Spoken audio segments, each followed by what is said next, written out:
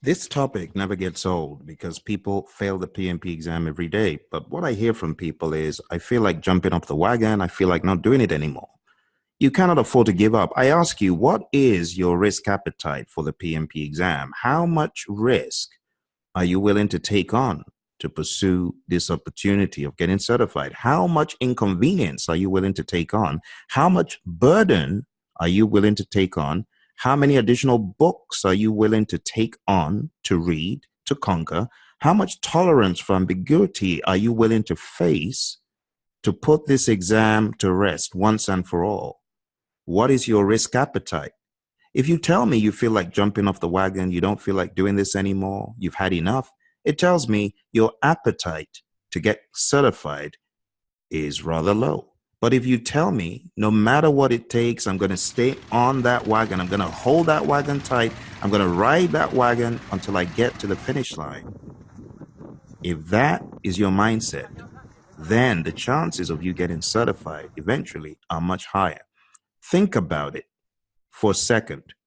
The PMP exam is not unreachable. It is not an exam that was created by some extraterrestrial beings that is so far beyond you. So, hey, if you got the PMP exam shocker at the end of the exam by them telling you, sorry, you didn't pass, that should be a signal to you to refire in efforts. Why would you let a mere exam written by your peers diminish you, diminish your intelligence, diminish your importance, diminish your aptitude to manage projects, your abilities to manage projects? That's foolishness. So if you fail the exam, get real with yourself. This is your career as a project manager. The exam is not going away. So do everything that you can to get this thing done. Don't give up. Giving up is the step towards failure right from the get-go, because it will always come back to haunt you. Just like an exam that gave me a headache came back to haunt me over and over again. I failed it the first time. I failed it the second time. The third time, I decided to take the father of all of those exams, which was a much bigger exam, still in the professional space. I went ahead, planned, did everything that I could, and boom, I achieved success.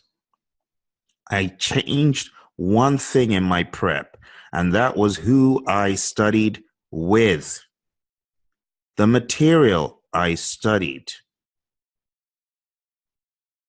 There was a store back in the day, it was a computer store. I can't remember what it's called now, but the exam that I'm talking about was taken in this particular computer store.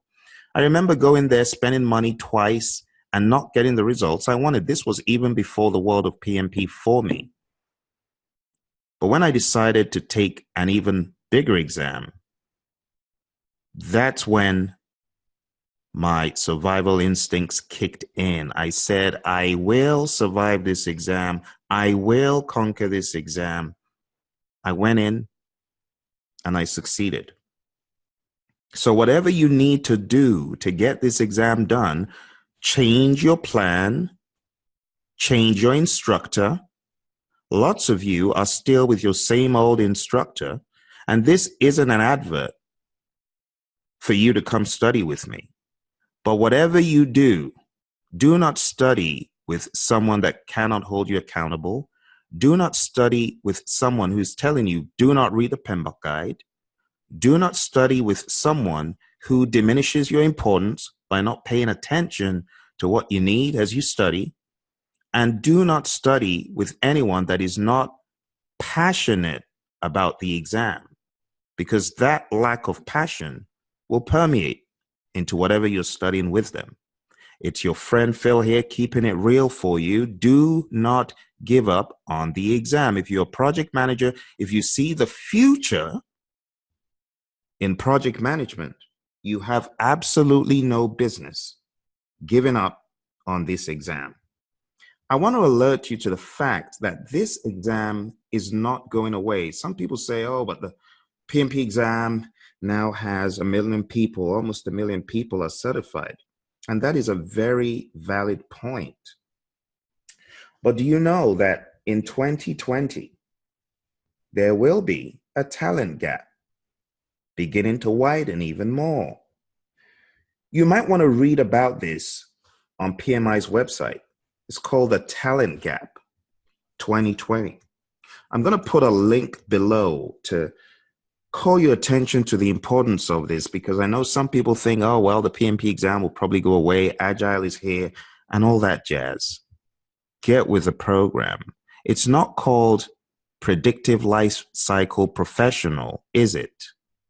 It's called Project Management Professional, right? It's called Project Management Professional. And that's why you need to see this exam for what it is. It's an exam for project management professionals, whether you're predictive, whether you're agile, whether you're hybrid, whether you're iterative, whether you're in the middle somewhere. It's an exam that tests your aptitude for project management.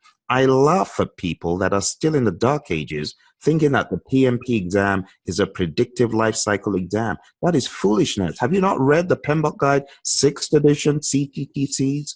Concepts, trends, tailoring, and consideration for agile.